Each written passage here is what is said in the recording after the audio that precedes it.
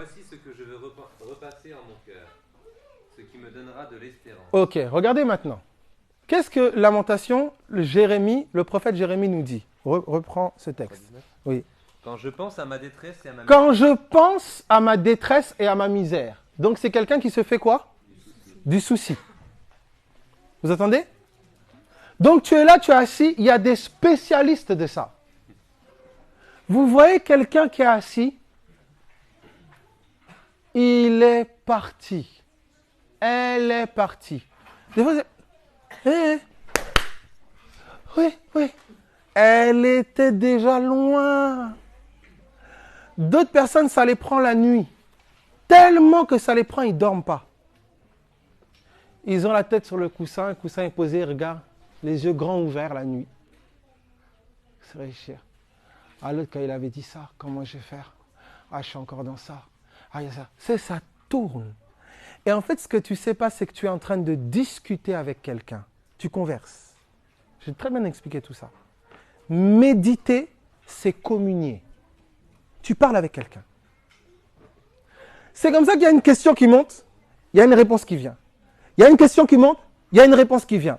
Des fois, même avant, il y a une suggestion qui vient. Tu dis, ah oui, c'est vrai. Non, mais peut-être que... Ah non, on va tous mourir. Hein. Ah non, mais l'autre, quand même, il est vivant. Mais non, regarde, l'autre, il est mort. Ah oui. En fait, tu es en train de discuter avec quelqu'un, tu ne sais pas. Comme l'intellectualiste a appris que tu raisonnes, tu as appelé ça raisonner. Mais un homme d'esprit appelle ça communier. Tu es en train d'échanger. Donc, imaginez-vous quelqu'un qui ignore qu'il est en train de discuter avec quelqu'un. Toute la journée, c'est que ça, que ça, que ça. C'est comme ça donne des gens bizarres.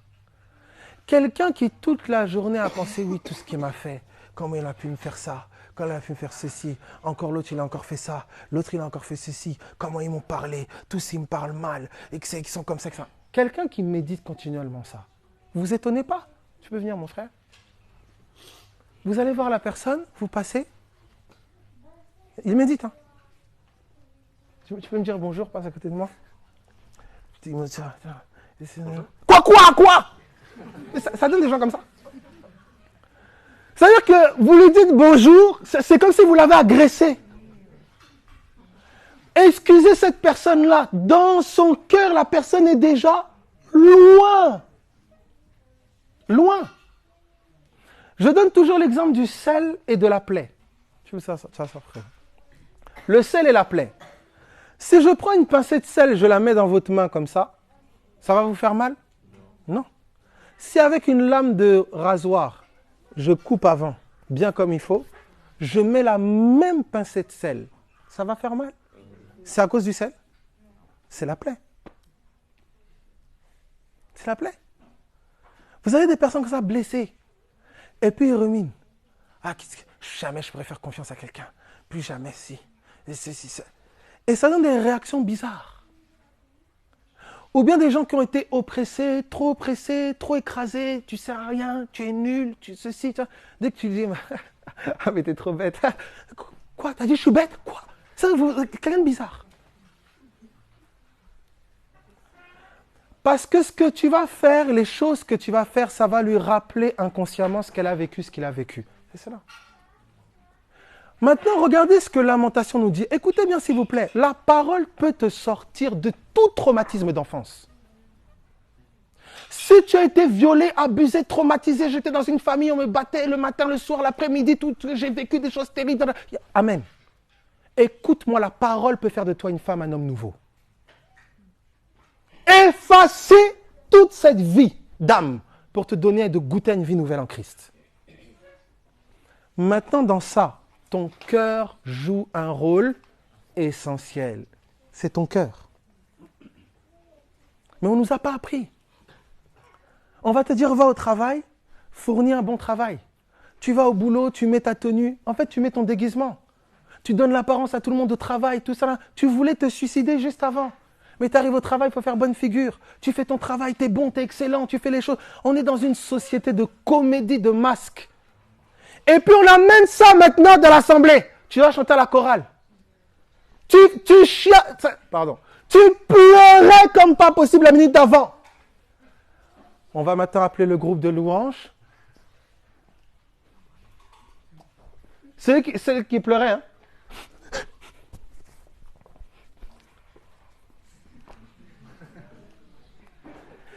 Ô Éternel, ô ma lumière. Oh. J'ai demandé à un garçon, j'étais avec un garçon la veille. Je suis avec lui, je parle avec lui, il est découragé, abattu, il veut abandonner la foi. Le lendemain, je suis invité dans son assemblée. Il était au clavier, les mains en l'air, chantant loin. J'ai dit, waouh, gloire à Dieu. Ah, c'est fort. Merci Seigneur, vraiment tu l'as. Ah, c'est fort. À la fin, il descend de l'estrade, je l'attrape au coin. Ah, je dis, ah, ça va, je vois que tu as été reboosté, etc. Il dit, non, c'est parce qu'il nous demande. Ça veut dire que tu peux être entraîné à faire la comédie. Alors qu'au-dedans de toi, tu sais qu'il y a quelque chose qui ne va pas. Tu le sais. Il y a quelque chose dans toi qui t'appelle à aller plus profond avec Dieu, à creuser davantage avec Dieu. Mais en fait, les circonstances qui t'entourent ne te donnent pas le temps. On t'a mis dans ton rôle programmé. Dieu n'a pas peur du temps. Dieu se moque de ton travail en priorité. Dieu se moque de tes grands titres et toutes ces choses-là. Dieu se soucie de ton cœur. Tu dois comprendre, c'est très important. Dieu se préoccupe de ton cœur plus que de ton portefeuille, plus que de la religion, tes titres, tes machins, mari, femme. Ton cœur est précieux pour Dieu. C'est pour ça qu'il te dira, garde ton cœur plus que toute autre chose. Car en fait, c'est de lui que viennent les sources de la vie. C'est de lui que ça vient. Est-ce que ça va? Donc, regardez maintenant dans Lamentation, il dit, quand je pense à ma détresse et à ma misère, regardez ce qu'il ajoute. L'absinthe et au poison. Vous avez vu à quoi il compare ça? À l'absinthe et quoi? Au poison. Donc, penser à sa détresse et à sa misère, il l'associe à quoi? À l'absinthe et au poison. Regardez ce qui arrive quand il pense à cela, regardez. Quand mon âme s'en souvient. Quand mon âme s'en souvient. Elle est abattue au-dedans de Elle est quoi? abattue. On le tue de l'intérieur. Ah, vous voyez quelqu'un KO. C'est même pour prier. Ah, frère, tu pries pas. Non, j'arrive plus, frère. On l'a éliminé à l'intérieur. Une information. Une pensée qu'on lui a injectée. Un rêve pour certains. KO au-dedans. KO. Et Jérémie nous témoigne de ça. Il nous dit, quand je pense à ma détresse, à ma misère, à l'absinthe et au poison, il dit, mon âme est abattue au-dedans de moi. Elle est abattue. Qui a déjà, c'est-à-dire que on te donne une information, ça te touche tellement que tu as l'impression qu'on t'a dégonflé. KO. Qui a déjà expérimenté ça? C'est pour ça qu'on dit, prenez garde à la manière dont vous écoutez. Faites attention. Je vous conseille, toutes les personnes qui passent par des épreuves intenses, santé, tout ça, faites très attention aux personnes qui vous entourent. Vous comprenez ça? Faites très attention à ce que vous écoutez. Plus vous passez par une situation difficile dans la chair, veillez à ce que vous écoutez. Plus une âme est accablée, plus elle est vulnérable à ce qu'elle entend. Autant des ténèbres que de la lumière. Vous comprenez ce que je dis là? C'est pour ça, toi qui as des proches qui sont malades, accablés ou quoi, ne sois pas prompt à ouvrir ta bouche. N'aie pas des attitudes de pitié. Vous avez des personnes, c'est pour ça, prie d'abord. Va pas te précipiter à aller près de quelqu'un qui est en souffrance ou je ne sais quoi pour amener toute ton incrédulité. Vous avez des personnes, la personne malade est même plus joyeuse que toi qui viens soutenir. Oh, Dieu est bon. On sent qu'au-dedans, tu n'as pas passé du temps en prière. Ça se sent. Je prie que lorsque tu es dans le secret, Le ciel t'imbibe tellement qu'au contact d'un proche qui ne va pas, juste ta présence, elle est reboostée, elle est encouragée. Parce qu'elle sait qu'elle va entendre les paroles de vie de ta bouche. Vous avez un rôle extrêmement important parce que vous êtes corps de Christ. Sortez de vos têtes les trucs pasteur seulement, ministère. Non. Les ministères et autres sont des entraîneurs. C'est des entraîneurs. Ils sont passés par des épreuves, des situations, des problématiques, des erreurs. Ils sont passés par plein de sortes de situations pour pouvoir justement transmettre un enseignement et amener l'Église à la stature parfaite de Christ. Vous voyez quand un ministère est suscité, vous voyez mon doigt là? Quand un ministère est suscité, le but, ce n'est pas que le ministère fasse ça. Le but, c'est qu'il se passe ça. Que tous les autres se lèvent. Et quand tous les autres se lèvent, vous avez vu, est-ce qu'on voit encore la distinction du doigt? Non. Le doigt se mêle au sein. Quelqu'un comprend ce que je dis? C'est quand tu as une vocation quelconque, quoi que ce soit, tu dois savoir que le but, c'est que ce que tu as goûté, ce que le Seigneur t'a donné de saisir, ce soit transmis pour que d'autres arrivent là où tu es et aillent même plus loin. C'est pour ça que tu vas être le dernier, le rabaisser. C'est toi qui vas passer par le feu. C'est toi qu'on va rejeter. C'est toi qu'on va mépriser pour aller voir celui qui est méprisé et dire tiens bon. Ta vie devient une lettre d'encouragement.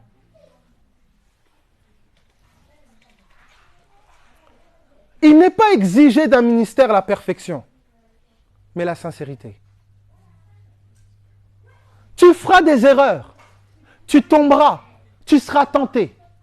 Mais de tout ce que tu vivras sortira un enseignement. Est-ce qu'il y a un comprend ce que je dis? Dieu t'appelle, c'est cela.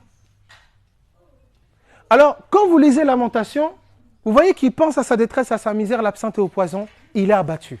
Et regardez la suite, regardez ce qu'il nous dit. Voici ce que je veux repasser dans mon cœur. Il décide quoi? Qu'est-ce qu'il décide de faire? De méditer. Non. De repasser dans son cœur quoi? Et la suite? Ce qui me donnera de l'espérance. Ce qui me donnera quoi? De l'espérance. Ça veut dire, le prophète Jérémie prend la décision de repasser autre chose dans son cœur. C'est toi qui choisis. C'est toi qui choisis de dire, bah oui, je me complais à penser à ça, oui, mais je ne peux pas faire autrement, je pense toujours à ça. Écoute-moi, tu peux être entraîné par le Saint-Esprit à ce que ton cœur médite la parole, à ce que ton cœur pense la parole, à ce que lorsqu'une situation arrive, ton cœur voit d'abord la parole avant l'horreur de la situation. Ton cœur est conditionné pour être l'habitation de la parole de Dieu. Ton cœur est entraîné pour ça. Ton cœur est la maison de Dieu. Mais quand depuis tout petit, tu as été entraîné quoi? À méditer. Ta mère déjà méditait, elle déprimait. Ton père déprimait. Ta tante ou je ne sais quoi déprimait. Quand il y avait une situation grave, ça criait partout. Ah! Qu'est-ce qui se passe? Toi aussi, tu vas faire quoi? Pareil. Et tu vas te retrouver avec des amis aussi qui font pareil. Et vous êtes tous là, un groupe de personnes à méditer les mêmes choses. Quand est-ce qu'un va décider de méditer la pensée de Dieu? C'est pour ça que généralement, quand l'Esprit de Dieu, un des signes qui montre que l'Esprit de Dieu arrive, souvent dans la vie de quelqu'un, vous voyez qu'il a comme des pensées nouvelles. Il pensait pas comme ça avant. Il y a quelque chose qui va dire, ça va aller, sois tranquille, prends courage. Parfois, tu veux même pleurer, tu n'arrives pas. Parce que c'est comme si la chose te domine. Il y a comme une inspiration nouvelle, quelque chose qui t'amène à ne pas t'inquiéter. Oui, c'est vrai, il s'est passé ça. Mais regarde, il y a ça, regarde, il y a ça. Tu as déjà vécu ça, tu as traversé ça, tu as traversé ça. C'est comme si cette inspiration te donne un regard d'espérance, un regard de foi. C'est le Saint-Esprit. Mais l'autre inspiration là, mais regarde encore ça. Tu vois, c'est toujours la même chose. Regarde, tu sers à rien, tu es nul. Mais regarde-toi, tu n'as pas honte, ceci. C'est vrai, toujours la même chose. Vous voyez quelqu'un? La personne, elle parle tout seul. Vous essayez de... Non, écoute. En fait, on est en train de lui parler. C'est pour ça, ne soyez pas prompts à parler, écoutez, c'est très important. Écoutez. Parce que quelqu'un peut vous parler, la personne parle sous inspiration. La personne peut commencer à te parler, toi aussi ça commence à t'atteindre. Tu commences à regarder la personne, tu pleures avec la personne. C'est la même inspiration qu'il a mis KO, te met aussi KO. Prie que tu aies des hommes et des femmes autour de toi, qui lorsque tu veux te laisser aller aux états d'âme, ils te disent arrête, tu es une fille de Dieu, arrête, essuie tes larmes, lève-toi, Jésus-Christ est vivant. Ne victimisez pas les gens, il n'y a pas de victimes ici, il n'y a que des soldats qui passent par le feu. Vous n'êtes pas des victimes. Est-ce que quelqu'un comprend ce que j'ai dit? Oui, non. C'est un peu clair, est-ce que ça va? Vous êtes des fils de Dieu. Quoi que tu traverses, c'est dur avec les enfants, la famille ou autre, tu es un soldat. Tu es un soldat. Qui a eu des proches, ça a été très problématique, au niveau tempérament ou santé, c'était difficile, ça a affecté votre cœur, un dur tempérament, des addictions ou une maladie, ça a affecté votre cœur, vous en avez souffert, vous en avez pleuré, mais il y a quelque chose en vous qui dit, n'abandonne pas, tiens bon. Qui a déjà expérimenté ça? Lève la main. Lève bien la main s'il te plaît. Vous voyez? En fait, ce que je veux te faire comprendre, on est un petit échantillon là. Ce que je veux te faire comprendre, c'est que ta victoire et ton combat n'est pas le combat de toi seul. C'est le combat de tout le corps. Si toi tu traverses, tu envoies un message à tout le corps. Et le message c'est, vous pouvez traverser. C'est pour ça que l'ardeur de ton combat, la sévérité, la dureté de ton combat, ce n'est pas ton combat qu'à toi. C'est le combat de tout le corps de Christ. Il ne faut pas que tu regardes ça seulement à ta petite vie, à toi, non. Une multitude passe par là. Et tu es le message qu'on peut passer par là et tenir en Christ. C'est pour ça que Paul disait, mes souffrances, Christ, ce qui manque aux souffrances de Christ, je l'achève en ma chair pour son corps qui est l'Église. Paul est en train de dire, Christ continue de souffrir au travers de moi. Ce n'est pas ma souffrance, c'est la souffrance de Christ. Est-ce que ça va? Oui. 1 Samuel. Merci Jésus. 1 Samuel.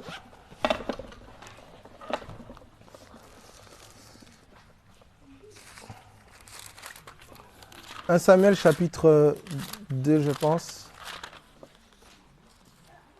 1 Samuel chapitre 3, pardon, à partir du verset 1er. 1 Samuel 3, verset 1er. Donc là, je disais tout à l'heure, il y a une différence entre la Bible et la parole de Dieu. Tu peux connaître la Bible depuis tout petit. On t'a appris la Bible depuis que tu es tout petit. Moi, je suis allé au catéchisme. Tati Gertrude m'amenait lire les versets. On chantait les psaumes à l'école. Tout ce que tu veux.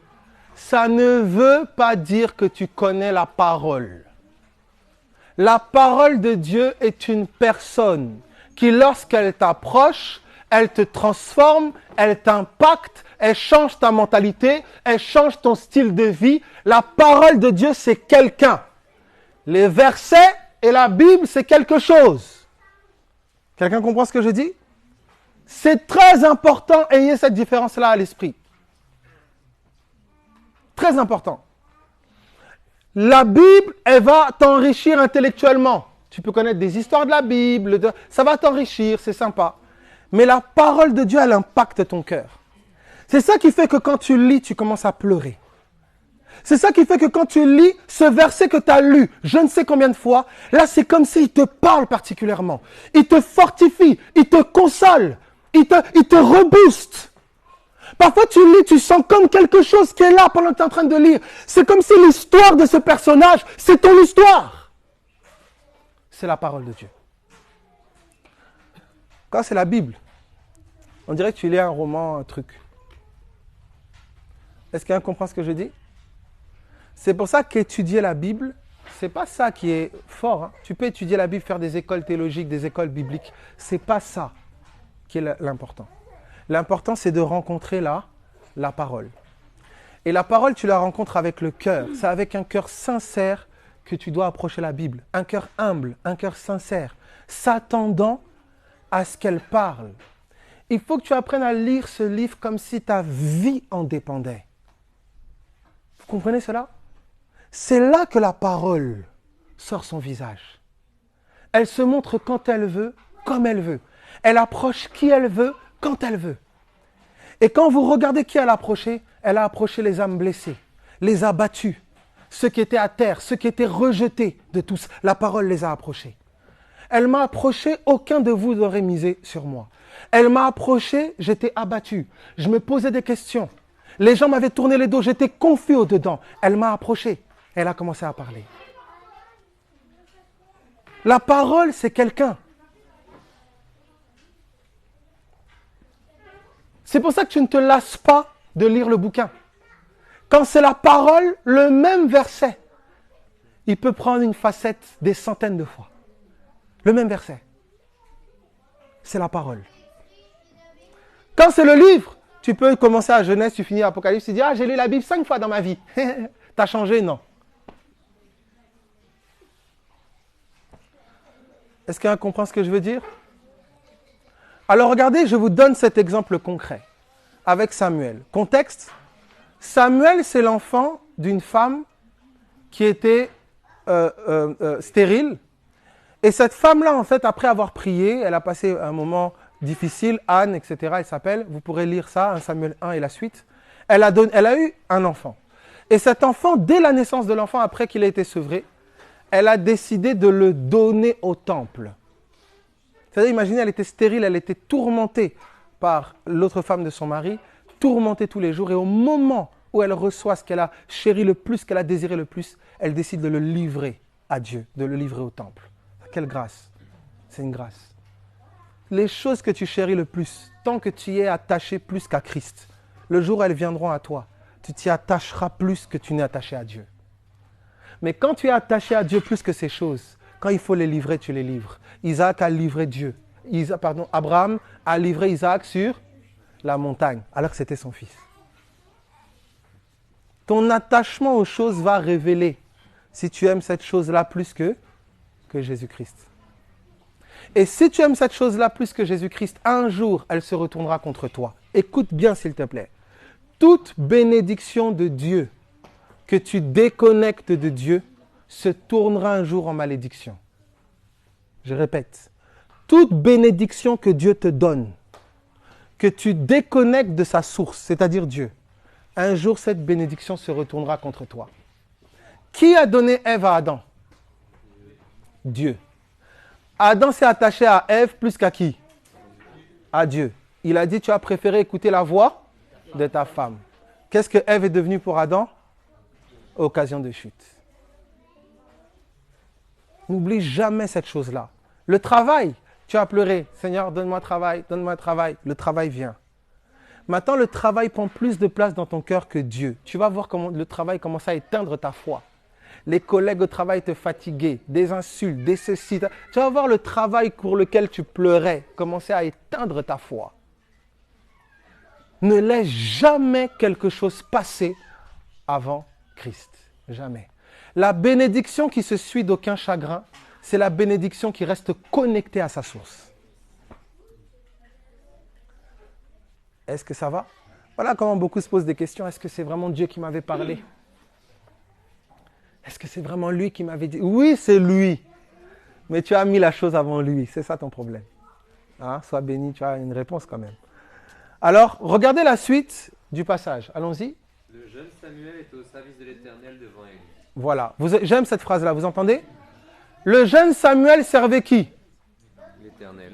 L'Éternel devant qui? Élie. Très important. Vous voyez la notion d'aîné ici? Il ne servait pas Élie. Il servait qui? Il servait l'Éternel, mais devant Élie, sous la supervision d'Élie. Vous comprenez? Samuel était jeune. Il y a des choses qu'il avait besoin d'apprendre. Même si Dieu, lui, vous allez voir, encore on va le voir ensemble, il aspirait à servir, il aspirait à faire ceci, mais Élie avait une expérience que Samuel n'avait pas. Pourtant, la vocation de Samuel était plus grande que celle d'Élie. Ça veut dire que la grandeur de ton appel n'exclut pas la soumission aux aînés. Jamais. Jésus avait un appel plus grand que celui de Jean-Baptiste. Pourtant, il s'est soumis. David était roi et avait une vocation plus grande que celle de Saül. Pourtant, il s'est soumis à Saül, il jouait de la harpe. Vous savez pourquoi? L'humilité. L'humilité. Si tu ne sais plus écouter les anciens, jamais tu peux être bac plus 14. Ta mère, elle est bac moins 5. C'est ta mère. Quelqu'un comprend ce que je dis? Tu peux être né de nouveau. Quand tu es né de nouveau, les morts se sont levés, ils sont sortis des tombeaux. Ya, ya, ya. Si cette personne est née de nouveau avant toi, apprends à écouter. Parce qu'elle a une expérience que tu n'as pas. Ce n'est pas le don qui fait la maturité. C'est le caractère, la longévité, la vertu. Quand tu vois un aîné qui a duré, respecte. Ne t'agite pas, mon ami. Respecte. Quelle que soit la grandeur de la grâce qui est manifestée dans ta vie, le don n'impressionne pas le ciel. C'est le caractère et la vertu qui touchent le cœur de Dieu. Alors, regardez la suite du passage. Regardez donc notre Samuel qui servait devant Élie. Regardez la suite. La parole de l'Éternel était rare en ce temps-là. Voilà. Donc on nous dit que la parole était comment? Rare. Elle était rare. Donc on n'entendait pas trop la parole de l'Éternel. Pourtant, ils avaient les écrits de Moïse. Ils avaient la Torah. Mais on nous dit que la parole de l'Éternel était rare. Donc bien que les écrits étaient là, il n'y avait pas la parole de l'Éternel. Elle était rare. Vous pouvez avoir un endroit, les gens ont la Bible. Dieu ne parle plus. Vous entendez ça? Ça, on n'entend plus la parole. Quand tu entends la parole, quand tu sors, ça cogite. Oh. Tu la nuit, tu réfléchis encore. Ça te dérange. Parce que la parole est vivante. Tu arrives quelque part, tu assois, tu entends la parole. On a parlé de quoi? Bon, ça fait plus rien. Plus de repentance, plus le désir de vouloir changer, plus le désir de vouloir t'attacher davantage à Dieu. Ça ne bouge pas dans ton cœur. Écoute, tu n'entends pas là. Bouge, fais quelque chose. Fais quelque chose. Ne reste pas comme ça. Demande au Seigneur, Seigneur, qu'est-ce qu'il en est? Quand la parole parle, ça secoue intérieurement. Ça va parfois te blesser, t'offenser. Ça va t'amener dans des choses que tu as faites, des choses que tu avais manquées, des questions des questions que tu te posais. Les réponses viennent. La parole est vivante. Quand tu entends la parole, ça ne fait rien de ça. Tu rigoles et tu dis, ah oui, c'est ça. Il y a un problème. Il y a quelque chose qui n'est plus là. Il y a un manque de quelque chose. Soit tu es arrivé à un stade où tu dois bouger de là où tu es, parce que la parole qui est là, en fait, n'est plus adaptée, en fait, à ton cheminement, ou soit il n'y a plus la parole. Simple. Est-ce que quelqu'un comprend ce que je dis? Vous savez où vous en êtes par rapport à l'effet et l'impact de la parole sur votre cœur. Est-ce que ça va? Oui. Alors, regardez la suite du passage.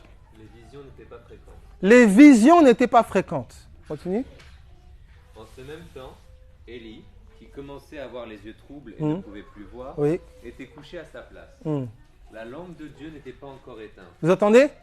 Ta parole est une lampe à mes pieds. On nous dit quand même que la lampe n'était pas quand même, elle n'était pas complètement éteinte. Élie est fatigué, toujours à la même place, mais la lampe est toujours là. Regardez l'attitude de Samuel. Non, je prie qu'il y ait des Samuel, au nom de Jésus-Christ. Que Dieu suscite des Samuel. Regardez Samuel, regardez son attitude, oui. Et Samuel était couché dans le temple de l'Éternel, oui. Où était l'arche de Dieu. Vous attendez où couchait Samuel? À côté de quoi? De l'arche. Il faut des Samuel. L'arche est une ombre de qui? De Christ. On a besoin d'hommes et de femmes qui couchent sur la parole. Certes, tu n'es pas à l'aise quand la parole ne te sollicite pas. Tu veux la parole. Comme à 12 ans, vous voyez Jésus, il laisse ses parents. À l'âge de... Vous avez des enfants comme ça, parents, quand vous voyez ça, encouragez ça. Un enfant qui ne veut pas aller PlayStation, il dit non, non, je veux écouter la parole. Il s'assoit, il est concentré. Le petit ne comprend rien, mais il est concentré, il fait ses sourcils. Commence à bénir Dieu. Jésus a 12 ans, il est avec les docteurs, il pose des questions. Parce qu'il y a quelque chose en lui qui sait qu'il doit s'occuper des affaires de son père. Voyez la parole. Moi, j'ai été souvent amené à la repentance et challengé comme ça. Quand je voyais des plus jeunes, vous voyez cette passion pour la parole. J'ai un aîné, il a peut-être 40 ans dans la foi, 40, 50 ans. Non, 40 ans plus dans la foi, une trentaine d'années, 30, 40 ans. Mais quand il vous parle de Jésus, c'est la même passion. Vous dites, ah. Et vous pouvez être 1, 2, 10, la même passion. Et vous pouvez être là 2 heures, 3 heures, 4 heures, autour de Christ. C'est quand un enfant s'assoit, il voit ça, il voit toujours un papa passionné, il a des petits dans les yeux quand il parle de Jésus. Maman, pareil, quand papa et maman sont assis, ils parlent de Christ. L'enfant dit, c'est Jésus. C'est que les gens qui te regardent voient que non, quand ils parlent de ce Jésus, c'est quand même bizarre. C'est bon, t'es à fond, hein, t'es à fond, ouais. Où est cette passion-là? Dans beaucoup de couples, parfois, ça s'est éteint.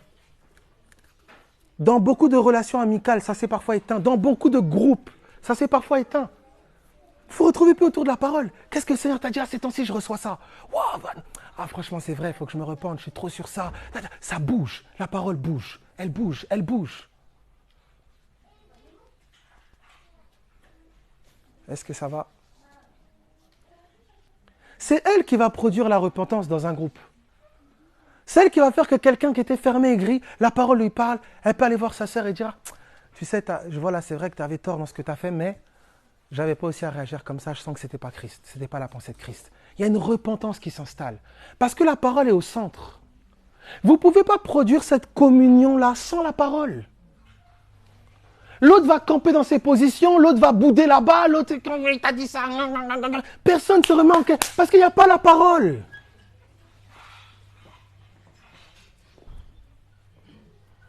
Tu vas dire, oui, je suis ton père, tu te tais. Mais ton enfant, il a raison. La parole dit, il ne faut pas irriter ses enfants. Mais il ne faut pas effacer ce verset.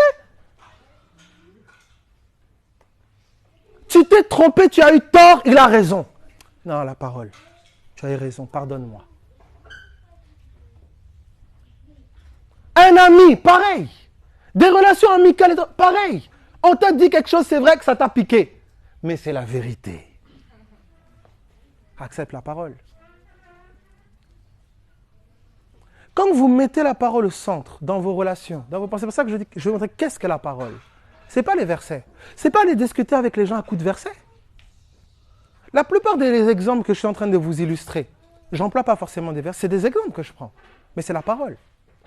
Quand Jésus-Christ prêchait, il prend la parabole des 4 terrains. Il prend les paraboles pour illustrer le royaume. Mais ce n'était pas des versets. C'était le quotidien des gens.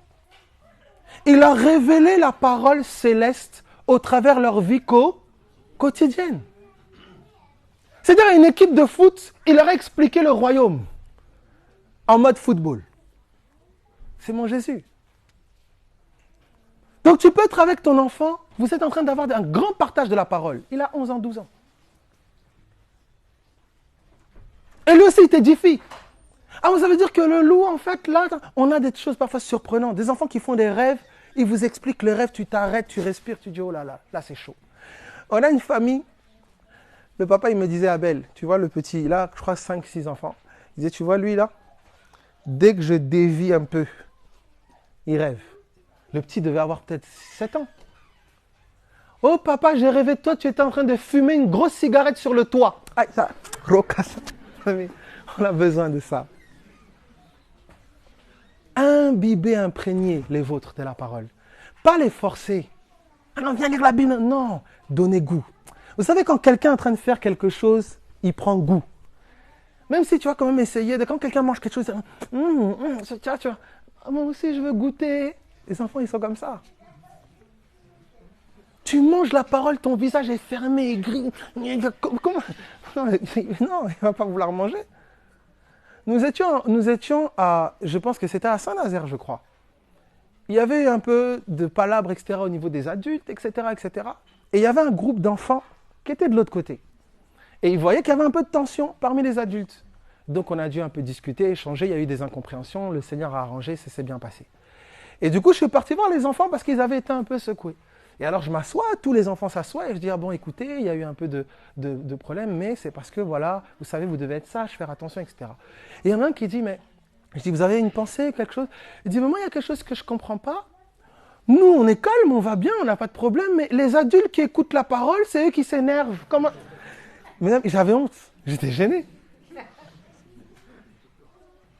C'est-à-dire, tu ne peux pas mentir. Maman a dit, elle croit, elle fait confiance. Mais quand la facture dépasse un certain montant, elle pète les plombs, elle insulte tout le monde. Elle va dire, ah, Jésus, ça ne marche pas bien. Mais elle ne voit pas. Les circonstances s'enveniment. Elle pleure, mais elle garde confiance en son Jésus. C'est un enseignement. Ta foi est vivante. Ce n'est pas seulement le résultat qui sera un témoignage pour les gens autour de toi, mais c'est aussi la manière dont tu vis l'épreuve, la manière dont tu vis le feu. C'est un témoignage. Là où n'importe quelle personne serait abattue, toi tu tiens debout sur ton Jésus. C'est un message. C'est un message d'espérance. C'est-à-dire que c'est encodé dans ton petit que même si ça chauffe, il y a quelqu'un sur qui je peux compter. Il te le dira peut-être pas comme ça, mais un jour, quand il passera par le feu, il fera appel à ce Jésus-là. Je te dis la vérité. Combien de proches à moi j'ai vu qui t'approchent, qui regardent un peu comment tu fais, et puis plus tard tu apprends qu'il prie, il invoque, il lit la Bible en cachette. Combien de proches? Quand j'ai commencé à mettre un peu de l'eau dans mon vin par rapport à ma foi, je suis radical par rapport à Christ, etc. Mais j'étais très...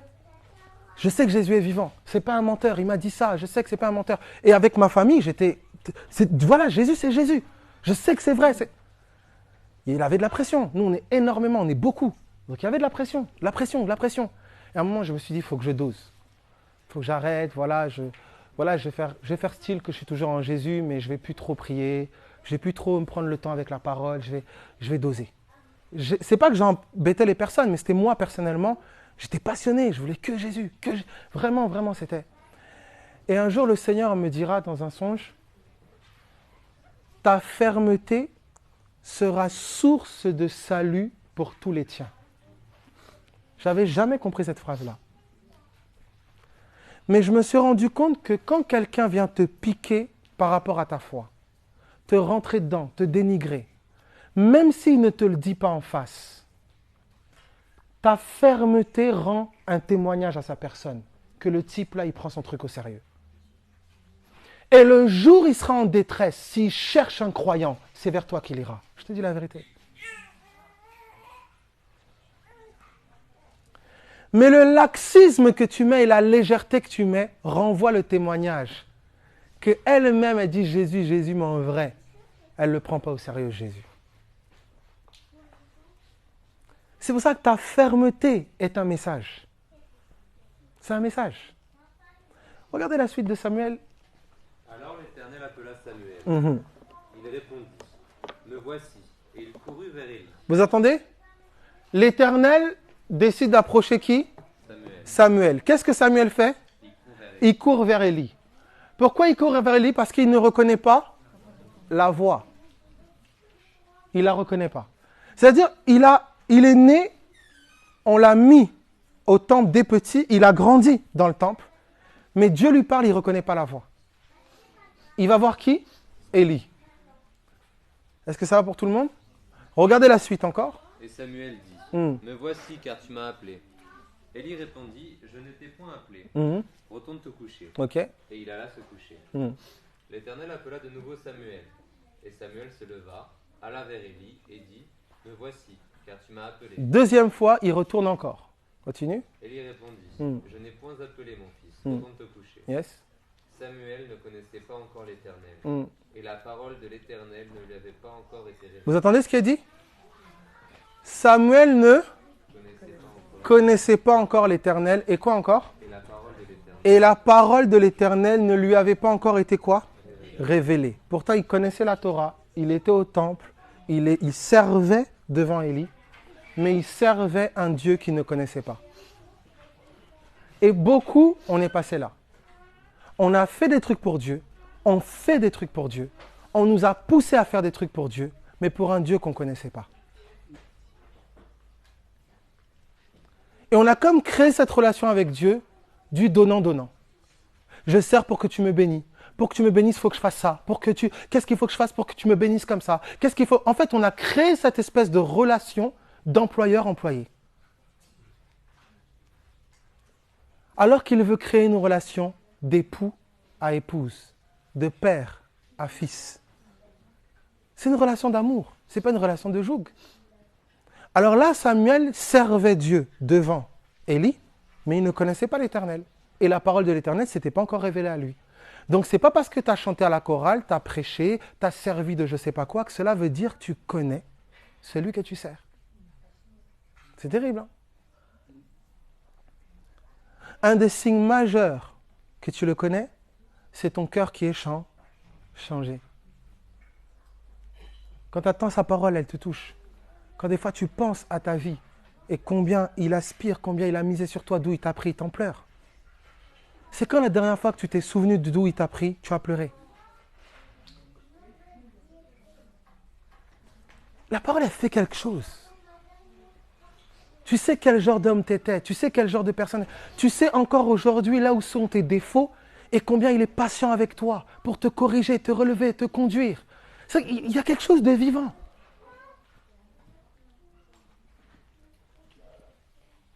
Tu étais au bord de la mort, au bord du suicide, sans espérance. Tu étais dans des travers compliqués, tu étais dans tellement de choses. La grâce est venue à toi. Tout ça, c'est parfois comme oublié. Parce qu'on regarde à tout ce qu'on n'a pas, tout ce qui nous manque. Ah, moi, j'aimerais que ça aille plus vite, j'aimerais ceci, j'aimerais cela. Mais tu ne sais même pas apprécier la présence de celui qui est venu dans ta vie.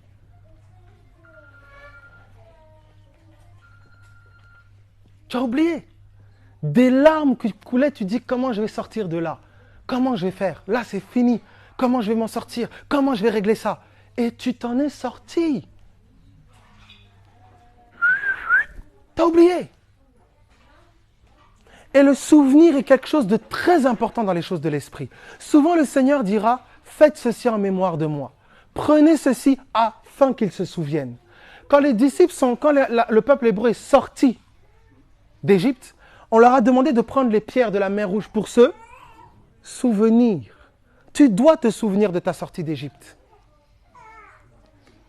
Tu dois te souvenir qu'avant tu étais un brigand haineux, rancunier, qu'il est venu te chercher. Tu dois te souvenir de ces choses. Tu ne peux pas vivre comme ça.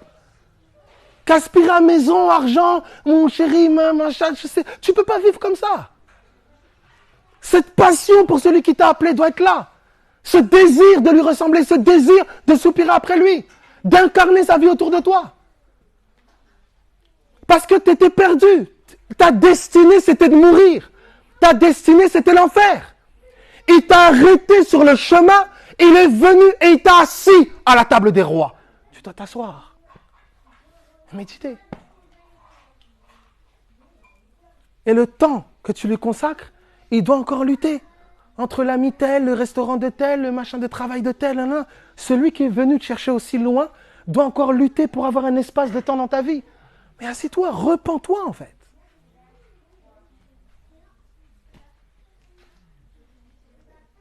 Et on oublie. Et malgré toute cette ingratitude, il vient encore frapper à la porte de nos cœurs. Il vient encore parler. Il vient encore nous rappeler. Mais quelle miséricorde, quelle grâce. Il compte encore sur nous. Il n'avait pas besoin de nous. Il nous a rendus participants à ses plans.